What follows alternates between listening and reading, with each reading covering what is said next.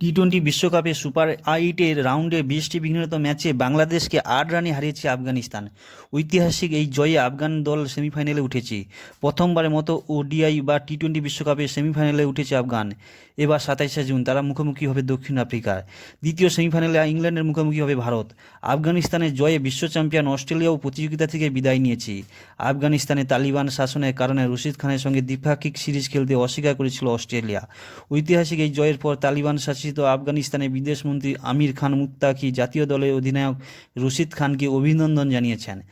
আফগান ক্রিকেটের জন্য এই জয় একটি ঐতিহাসিক মাইল ফলক, যা তাদের গোটা দেশে ব্যাপকভাবে উদযাপন করা হচ্ছে।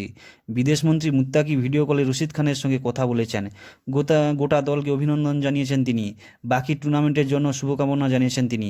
ম্যাচ পরবর্তী সংবাদ সম্মেলনে রশিদ খান এই অর্জনকে আফগানিস্তানের তরুণদের অনুপ্রাণিত করবে বলে জানান।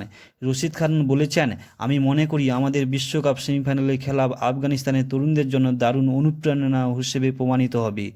প্রথমবারের জন্য সেমিফাইনালে উঠেছে আফগান দল। আমরা আগে একটা অনূর্ধ্ব-19 স্তরে করেছি, তবে এই টুর্নামেন্টে এটাই প্রথম। এমনকি সুপার 8 খেলাটাও আমাদের জন্য প্রথম ছিল। সেমিফাইনালে তাদের টার্গেট দক্ষিণ আফ্রিকার বিরুদ্ধে জয়। রশিদ বলেছেন, পুরো টুর্নামেন্টে আমরা এখন পর্যন্ত যেমন ক্রিকেট খেলেছি তাতে আমরা সেমিফাইনালে খেলার যোগ্য দল ছিলাম আমরা। আফগানিস্তান ক্রিকেট দলে এমন ক্রিকেটাররা রয়েছেন যারা বিশ্বে বিভিন্ন টি-20 লিগে খেলেন। টি-20 লিগে খেলা তাদেরকে পারফরমেন্স উন্নতি করেছে।